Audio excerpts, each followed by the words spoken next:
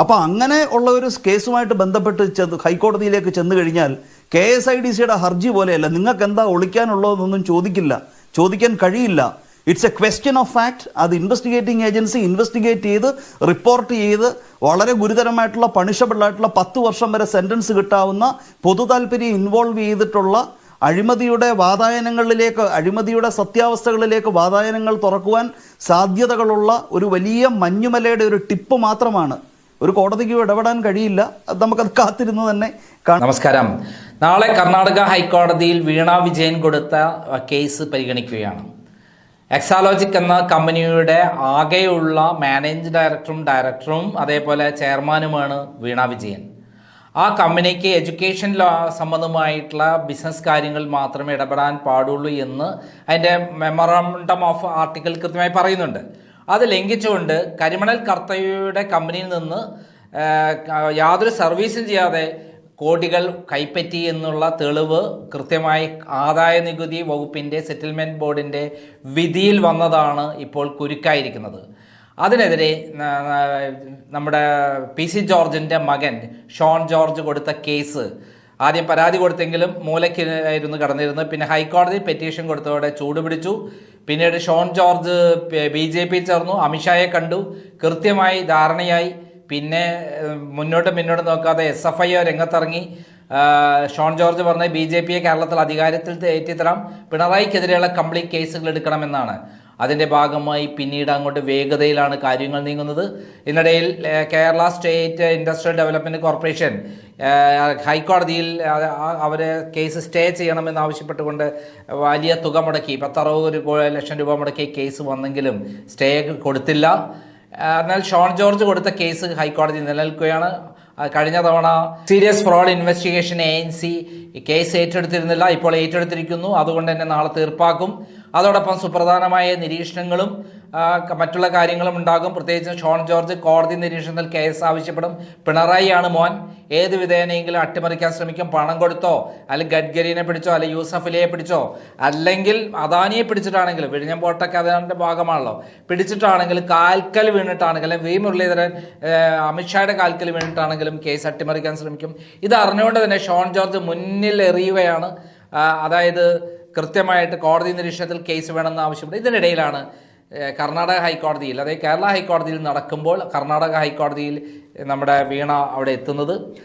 സാധാരണ കമ്പനി അഫയേഴ്സുമായി ബന്ധപ്പെട്ട അലിഗേഷൻസ് അന്വേഷിക്കുന്ന ഭാഗമാണ് സീരിയസ് ഫ്രോഡ് ഇൻവെസ്റ്റിഗേഷൻ. അത് അവരന്വേഷിക്കുന്ന കാര്യത്തിൽ ഇവിടെ പ്രധാനമായിട്ട് വരുന്നത് വീണ ജോർജിൻ്റെ കമ്പനിക്ക് യാതൊരു ബന്ധവുമില്ലാത്ത കാര്യത്തിലാണ് കൺസൾട്ടൻസി എന്നുള്ള പേരിൽ പണം വാങ്ങിയത്. എന്നാൽ യാതൊരു കൺസൾട്ടൻസിയും നടത്താതെയാണ് പണം തട്ടിയെടുത്തത് എന്നുള്ള കോടതി വിധിയാണ് സുപ്രധാനമായത്. അതിൽ കൂടുതലായിട്ട് പിണറായി വിജയൻ 90 കോടി രൂപ വാങ്ങി എന്ന് പറയുന്ന കംപ്ലയിൻ്റ് ഉണ്ട്. അതും ഇതും കണക്റ്റഡാണ്. കേരളത്തിൽ നടന്ന വലിയ അഴിമതിയുടെ ഭാഗമായിട്ടാണ് ഈ കർത്തയുടെ കമ്പനിയിൽ നിന്ന് പണം വാങ്ങിയത് എന്നുള്ള ആരോപണം കൃത്യമായുള്ള രേഖകൾ മുഖാന്തരം കോടതി വിധിയിൽ കൂടെ തെളിഞ്ഞിരിക്കുന്ന ഘട്ടത്തിൽ ഇതിന് സ്റ്റേ കിട്ടില്ല എന്നുള്ളതാണ് അഡ്വക്കേറ്റ് അഭിലാഷ് ചാനൽ ചർച്ചയിൽ പറഞ്ഞത്. അദ്ദേഹം പറഞ്ഞ കാര്യത്തിൽ വളരെ കൃത്യതയുള്ള ഒരു വാചകമുണ്ട്. വെളുക്കാൻ തേച്ചത് പാണ്ടാവും. കോടതി വലിച്ചു കയറും വീണ വിജയനെ ഇവിടെ കർണാടക ഹൈക്കോടതിയിൽ വല്ല കാരണവശാൽ ഏതെങ്കിലും വിധത്തിൽ അവിടെ സ്റ്റേ വാങ്ങുകയാണെങ്കിൽ ഉടനെ സീരിയസ് ഫ്രോഡ് ഇൻവെസ്റ്റിഗേഷൻ ഡൽഹിയിൽ സുപ്രീം കോടതി കേസ് വരും. അതോടുകൂടി പിണറായി വിജയൻ്റെയും അതേപോലെ വീണ വിജയൻ്റെയും സകല ചരിത്രവും സുപ്രീം കോടതി വഴി ലോകം മുഴുവനുള്ള ദൃശ്യ മാധ്യമങ്ങളും രാഷ്ട്രീയക്കാരും ചർച്ച ചെയ്യും. കേരള മുഖ്യമന്ത്രി അഴിമതി വീരനാണ് എന്ന് സുപ്രീം കോടതി ചർച്ച ചെയ്യപ്പെടുന്ന വലിയ സംഭവമായിട്ട് മാറും. കാരണം ഇതിൻ്റെയൊക്കെ ഏറ്റവും പ്രധാനപ്പെട്ട രേഖയാണ് നിൽക്കുന്നത്. എന്തായാലും നമ്മൾ അഭിലാഷ് പറഞ്ഞ വാചകങ്ങളിലേക്ക് നമുക്ക് പോകാം. ഈ SFIയുടെ അന്വേഷണം ഉത്തരവ്, ആ ഉത്തരവ് ക്വാഷ് ചെയ്യണമെന്നാണ് ഈ ഹർജിയിലൂടെ ആവശ്യപ്പെട്ടിരിക്കുന്നത്. ഇതൊരു ക്വസ്റ്റ്യൻ ഓഫ് ഫാക്റ്റ് ആണ്. ഇവർ കമ്പനി നിയമത്തിൻ്റെ ചട്ടങ്ങളും വകുപ്പുകളും വയലേറ്റ് ചെയ്തിട്ടുണ്ടോ, 447 പ്രകാരം ഒഫൻസ്, അതായത് ഈ കോർപ്പറേറ്റ് ഫ്രോഡ് എന്ന് പറയുന്ന ഒഫൻസ് കമ്മിറ്റ് ചെയ്തിട്ടുണ്ടോ എന്നുള്ളത് അത് ഒരു വസ്തുതാപരമായ കാര്യം അന്വേഷിച്ച് കണ്ടെത്തേണ്ടതാണ്. ഒരു കേസിലും കുറ്റത്തിന് ആരോപണ വിധേയനായിരിക്കുന്ന വ്യക്തിയെ ആദ്യം പോയി കണ്ട് അനുമതി വാങ്ങിച്ച ശേഷമല്ല അന്വേഷണത്തിന് ഉത്തരവിടുന്നത്. ഇവിടെ അതിനുള്ള അവസരങ്ങളെല്ലാം അനിതസാധാരണമായ രീതിയിൽ കൈവന്നിട്ടുണ്ട് എന്നുള്ളത് വളരെ വ്യക്തമാണ്. നമുക്കറിയാം, കമ്പനി നിയമത്തിൻ്റെ ഇപ്പം 210 വകുപ്പ് അനുസരിച്ചാണ് ആദ്യം ROCയെ വെച്ച് അന്വേഷണം നടത്തിയത്. ആ അന്വേഷണം നടത്തിയത് പൊതു താല്പര്യത്തിൻ്റെ അടിസ്ഥാനത്തിലാണ് അന്വേഷണം നടത്തിയത്.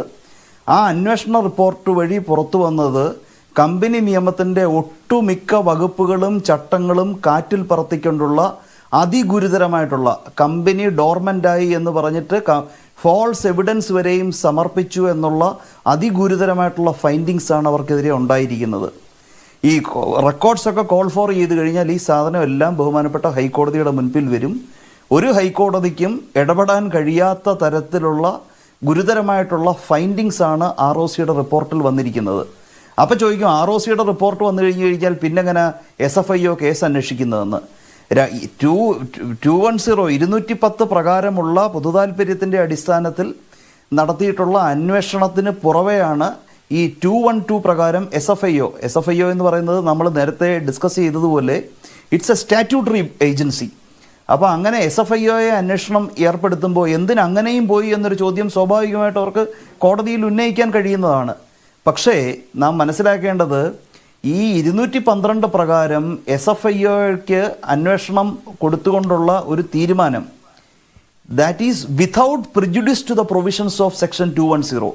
അതായത് 210 പ്രകാരം ഒരു അന്വേഷണം നടത്തിക്കഴിഞ്ഞാലും SFIOയ്ക്ക് ഇത് സംബന്ധിച്ചിട്ടുള്ള കേസ് ഏറ്റെടുക്കാൻ കഴിയും എന്ന് മാത്രമല്ല, ഈ 210 പ്രകാരമുള്ള അന്വേഷണത്തിൽ കണ്ടത് 447 വകുപ്പ്, അതായത് കോർപ്പറേറ്റ് ഫ്രോഡ് കാണിച്ചു ഇവർ എന്നുള്ള കാറ്റഗോറിക്കലായിട്ടുള്ള ഫൈൻഡിംഗ് ആണ്. ആ ഫൈൻഡിങ്ങിനെ കുറിച്ച് ക്രിമിനൽ നിയമപ്രകാരം ഇൻവെസ്റ്റിഗേറ്റ് ചെയ്യുവാനോ അറസ്റ്റ് ചെയ്യുവാനോ അധികാരമുള്ള ഏജൻസിയാണ് SFIO. അപ്പോൾ 210 പ്രകാരമുള്ള അന്വേഷണം തുടങ്ങി അതിൻ്റെ റിപ്പോർട്ട് കിട്ടിക്കഴിഞ്ഞാലും കേന്ദ്ര സർക്കാരിനെ സംബന്ധിച്ചിടത്തോളം ഈ 212 പ്രകാരമുള്ള SFIO അന്വേഷണം തുടങ്ങുവാൻ കഴിയും. അത് മാത്രമല്ല, 210 പ്രകാരം ROCയുടെ ഉത്തരവ് കൊടുത്തത് അത് പൊതുതാൽപര്യത്തിൻ്റെ അടിസ്ഥാനത്തിലാണ്. അതേ പൊതുതാൽപര്യമാണ് 212 പ്രകാരം SFIOയുടെ അന്വേഷണത്തിന് നിദാനമായിട്ട് വരാൻ കഴിയുന്ന ഗ്രൗണ്ടുകളിലൊന്ന്. അപ്പോൾ ഈ ROCയുടെ ഇത്ര വളരെ വ്യക്തമായിട്ട് വിവരിക്കുന്ന കാറ്റഗോറിക്കലായിട്ടുള്ള ഫൈൻഡിങ്സ് റെക്കോർഡ് ചെയ്തിട്ടുള്ള രേഖകൾ സർക്കാരിൻ്റെ കയ്യിലുണ്ട് എന്നതിൻ്റെ അടിസ്ഥാനത്തിലാണ് SFIOയുടെ അന്വേഷണം 212 പ്രകാരം കമൻസ് ചെയ്തിരിക്കുന്നത്. അപ്പോൾ ഇപ്പോൾ ഹൈക്കോടതിയിലേക്ക് പോയി കഴിഞ്ഞാൽ ഒരു സ്റ്റാറ്റ്യൂട്ടറി നടപടിയെ ഇങ്ങനെ തടയാൻ കഴിയുമെന്നൊക്കെ വിചാരിക്കുന്നത് നിയമത്തിൽ ആത്യന്തികമായിട്ട് അത് അനുവദനീയമല്ല. ഒരു പക്ഷേ ഇപ്പം സമയം പർച്ചേസ് ചെയ്യാമെന്നുള്ള ഒരു ചിന്തയിലായിരിക്കും. അതൊക്കെ വളരെ ഫോൾസ് എക്സ്പെക്റ്റേഷൻസ് ആണ്, അല്ലെങ്കിൽ ഇല്യൂസറി എക്സ്പെക്റ്റേഷൻസ് ആണ്. കാരണം ഈ സ്റ്റാറ്റ്യൂട്ടറി അധികാരപ്രകാരം ഇനീഷ്യേറ്റ് ചെയ്തിരിക്കുന്ന ഇൻവെസ്റ്റിഗേഷൻ വെൽ ഫൗണ്ടഡ് ആണ്, വളരെ ലോഫുള്ളായിട്ടുള്ള പ്രൊസീജിയറാണ്. ROCയുടെ ഫൈൻഡിങ് വന്നിട്ടുണ്ട് 447 പ്രകാരം കേസ് എടുക്കണമെന്നുള്ളത്. അപ്പോൾ ഒരു തരത്തിലും ഹൈക്കോടതിക്ക് ഇതിനകത്ത് ഇടപെടാൻ കഴിയില്ല. ഹൈക്കോടതി ഇടപെട്ടൊരു ഉത്തരവ് ഏതെങ്കിലും രീതിയിൽ എങ്ങനെയെങ്കിലും കോടതി മിസ്ഗൈഡ് ചെയ്യപ്പെടുകയോ ഒരു തെറ്റായിട്ടുള്ള ഒരു കോർട്ട് ഓഫ് ലോ ആണ്, തെറ്റായിട്ടുള്ള ഒരു നിഗമനത്തിൽ ഒരു പക്ഷേ എത്തിച്ചെന്നേക്കാം. അങ്ങനെ വരികയാണെങ്കിൽ സംഭവിക്കുന്നത് അടുത്ത ദിവസം സുപ്രീം കോടതിയിൽ അപ്പീൽ പോകും. അപ്പോൾ ഹൈക്കോടതിയുടെ ഒരു സിംഗിൾ ബെഞ്ചിൻ്റെ ഒരു ഒബ്സർവേഷൻ പോലെയല്ല, സുപ്രീം കോടതിയിലേക്ക് അപ്പീൽ പോയി കഴിഞ്ഞാൽ അത് ഇത് സംബന്ധിച്ചിട്ടുള്ള എല്ലാ ആസ്പെക്ട്സിനെ സംബന്ധിച്ചും ബഹുമാനപ്പെട്ട സുപ്രീം കോടതിക്ക് നിരീക്ഷണം നടത്തുവാനും ഇതിൻ്റെ ഗൗരവം അതിൻ്റെ എല്ലാ ഗ്രാവിറ്റിയോടും കൂടി തന്നെ ഈ കേസിൻ്റെ ഗൗരവം മനസ്സിലാക്കുവാനും കഴിയും. ഈ വെളുക്കാൻ തേച്ചത് പാണ്ടായി എന്ന് പറയുന്നത് പോലെ ഇത്തരത്തിൽ കേസിൻ്റെ നടപടികൾ നിർത്തിവെച്ചേക്കാവുന്ന ഒരു ശുഭപ്രതീക്ഷയിൽ പോയിട്ടുണ്ടെങ്കിൽ ഒരു തരത്തിലും എൻ്റെ നിയമത്തിലുള്ള അറിവ് അനുസരിച്ച് ഇങ്ങനൊരു നടപടിക്രമത്തെ ഇൻ്റർഡിക്റ്റ് ചെയ്യുവാൻ ബഹുമാനപ്പെട്ട ഹൈക്കോടതിക്ക് കഴിയില്ല. പിന്നെ അവരുടെ എക്സ്പെക്റ്റേഷൻ ഒരു പക്ഷേ ഇതായിരിക്കും, ചോദ്യം ചെയ്യലൊക്കെ നടത്തി കഴിഞ്ഞാൽ ഒരു പക്ഷേ പൊളിറ്റിക്കലി വളരെ അസ്റ്റ്യൂട്ട് അല്ലാത്തതുകൊണ്ട് ഒരു പക്ഷേ ചോദ്യം ചെയ്യലിലൊക്കെ നടത്തി കഴിഞ്ഞാൽ ചില വസ്തുതകളൊക്കെ വെളിപ്പെട്ടു വന്നേക്കാം. എത്ര എംപ്ലോയീസിനെയാണ് ഈ എക്സാലോജിക്ക് എംപ്ലോയീസിനെയാണ് വെച്ചിരുന്നത് എന്നൊരു ചോദ്യം വന്നു കഴിഞ്ഞാൽ, കാരണം ഈ കോടിക്കണക്കിന് രൂപയുടെ ഓപ്പറേഷൻസ് നടത്തുമ്പോൾ എത്ര ജോലിക്കാരാണ് ഉണ്ടായിരുന്നതെന്നൊരു ചോദ്യം വന്നു കഴിഞ്ഞാൽ അതൊക്കെ these are all important questions അല്ലേ. അതിനുള്ള ഒരു ഇൻഫ്രാസ്ട്രക്ചർ ഒന്നും ഉള്ളൊരു കമ്പനിയാണെന്ന് മനസ്സിലാക്കാൻ കഴിഞ്ഞിട്ടില്ല. അപ്പോൾ ഞാനിത് അക്നോളജ് ചെയ്ത് എന്താണെന്ന് വെച്ച് കഴിഞ്ഞാൽ സോഴ്സ് ഫാക്റ്റ് വേറൊരു സോഴ്സ് ആയിരുന്നു. അപ്പം ഒരു ഇൻ്റലക്ച്വൽ ഓണസ്റ്റിയുടെ ഭാഗമായിട്ട് അത് അക്നോളജ് ചെയ്തതാണ്. അപ്പം ഇങ്ങനെയുള്ള ചോദ്യങ്ങളൊക്കെ വന്നു കഴിഞ്ഞാൽ റെസ്പോൺസ് കൊടുക്കുന്നത് റെക്കോർഡ് ചെയ്യപ്പെടത്തില്ലേ? അത് വളരെ ഗുരുതരമായിട്ടുള്ള ഒരു അഡ്മിഷനായിട്ട് അത് മാറത്തില്ലേ?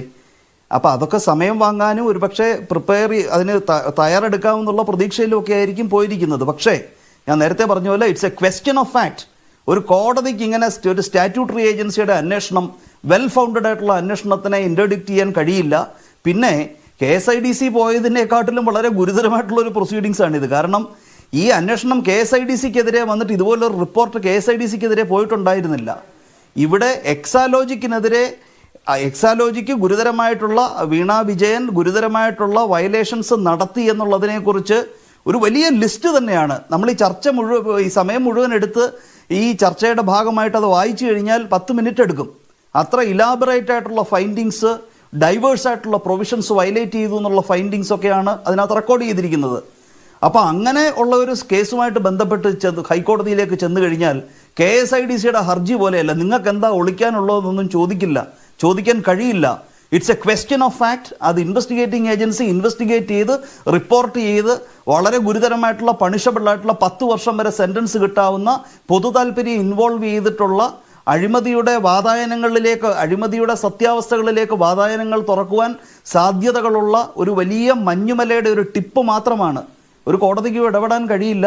നമുക്കത് കാത്തിരുന്ന് തന്നെ പൊളിറ്റിക്സ് അല്ലേ, മറ്റൊരു മാർഗവും ഇല്ലെങ്കിൽ ഏത് വില കൊടുത്തും അത്തരത്തിലുള്ള കോംപ്രമൈസസുകൾക്ക് തയ്യാറാകും. കാരണം ഇവിടെ വലിയ വിലയുള്ള ഒരു സംഭവമാണ്, ഹൈ സ്റ്റേക്ക് വിഷയമാണ്. പ്രത്യേകിച്ചും കേന്ദ്ര സർക്കാരിൻ്റെ ഉത്തരവ് പ്രകാരമാണ് SFIO അന്വേഷിക്കുന്നത്. കഥകളെക്കുറിച്ച് പറയുകയുണ്ടായി, അദ്ദേഹത്തോടുള്ള എല്ലാ ബഹുമാനവും പുലർത്തിക്കൊണ്ട് തന്നെ. പക്ഷേ ഈ കഥ കുറച്ച് വ്യത്യസ്തമായിട്ടുള്ള കഥയാണ്. കഥകളുടെ മെറ്റീരിയൽ ബേസിസ് ഡിഫറൻ്റ് ആയിരിക്കും. പിന്നെ ഒരു കാര്യം വ്യക്തമാണ്, ബഹുമാനപ്പെട്ട ഹൈക്കോടതിക്ക് ഈ വിഷയത്തിൽ ഒരു ഇൻ്ററിം ഓർഡർ പാസ്സാക്കാനോ തടയാനോ കഴിയില്ല. അത് സെറ്റിൽഡ് ലോ ആണ്.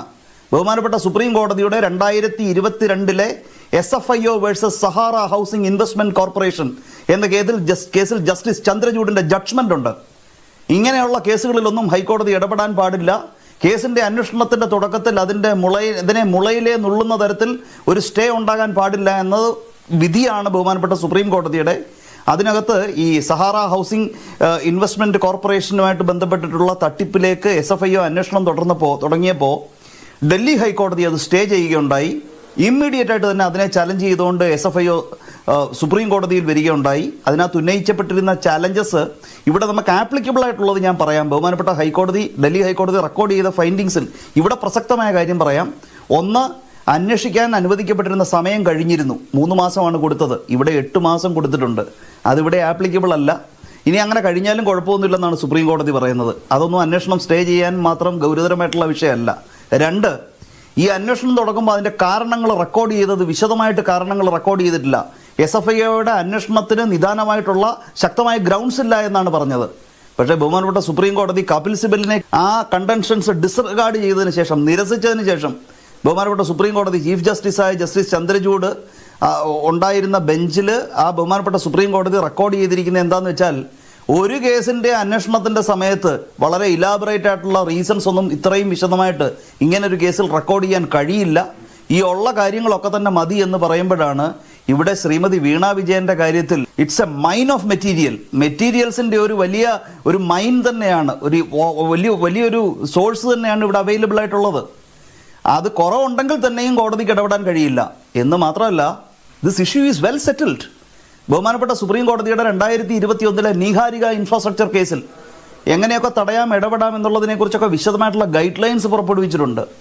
അതൊരു 482 പ്രൊസീഡിങ്സ് ആണ്. ഇത് വെറും 226 പ്രൊസീഡിങ്സിലാണ് ഇത്തരത്തിൽ ഒരു ക്രിമിനൽ നടപടിക്രമം അനുസരിച്ച് ഒരു സ്റ്റാറ്റ്യൂട്ടറി ആയിട്ടുള്ള ഒരു ഏജൻസിയുടെ അന്വേഷണം തടയാൻ കഴിയില്ല. എന്ന് മാത്രമല്ല, ഈ SFIOയുടെ പ്രൊസീഡിങ്സിനകത്ത് ജഡ്ജ്മെന്റിനകത്ത് സുപ്രീം കോടതി നീഹാരികയും കോട്ട് ചെയ്തിട്ടുണ്ട്. അപ്പോൾ ഇത് വെൽ സെറ്റിൽഡ് ആണ്. ഹൈക്കോടതിക്ക് ഇടപെടാൻ കഴിയില്ല. എന്ന് മാത്രമല്ല, ആ അപ്പീലും കൊണ്ട് സുപ്രീം കോടതിയിലേക്ക് ചെന്ന് കഴിഞ്ഞാൽ ഒരു പക്ഷേ ഇതിൻ്റെ ബാക്കിയുള്ള ED ഉൾപ്പെടെയുള്ള ഏജൻസികളും അഴിമതി നിരോധന നിയമപ്രകാരം അന്വേഷിക്കേണ്ടതായിട്ടുള്ള കാര്യങ്ങളും ഒക്കെ പുറത്തേക്ക് വരാനുള്ള വഴിയായിരിക്കും അവിടെ തുറക്കപ്പെടുന്നത്. അപ്പോൾ ഇത് ഒരു തരത്തിലും ബഹുമാനപ്പെട്ട ഹൈക്കോടതിക്ക് ഇടപെടാൻ കഴിയില്ല എന്ന് നമുക്ക് വളരെ വ്യക്തമായിട്ട് നിങ്ങളെ ഏത് ചോദ്യവുമായിട്ട് ബന്ധപ്പെട്ട് ചോദിച്ചാലും ഇപ്പം എനിക്ക് പറയാൻ നല്ല ശക്തിയുള്ള ഒരാളാണ് ഞാൻ. കാരണം ഞാൻ ആ കേസ് പഠിച്ച ഒരാളാണ്. അപ്പോൾ വീണ വിജയനെതിരായിട്ട് ആകെയുള്ളത് വാങ്ങിയ കാശിന് സർവീസ് കൊടുത്തിട്ടില്ല എന്നുള്ളതാണ്. 1,72,00,000 മതിയായ സർവീസ് കൊടുത്തില്ല എന്നുള്ളതാണ്. അതുമായി ബന്ധപ്പെട്ടുകൊണ്ടുള്ള ഒരു കേസും ഒരു സ്ഥാപനത്തിലും ഇപ്പം ഇല്ല. ഏജൻസികൾ അന്വേഷിക്കട്ടെ. അത് ഉത്തരവാദപ്പെട്ട ഏജൻസികളാണല്ലോ അന്വേഷിക്കേണ്ടത് ഈ കാര്യം.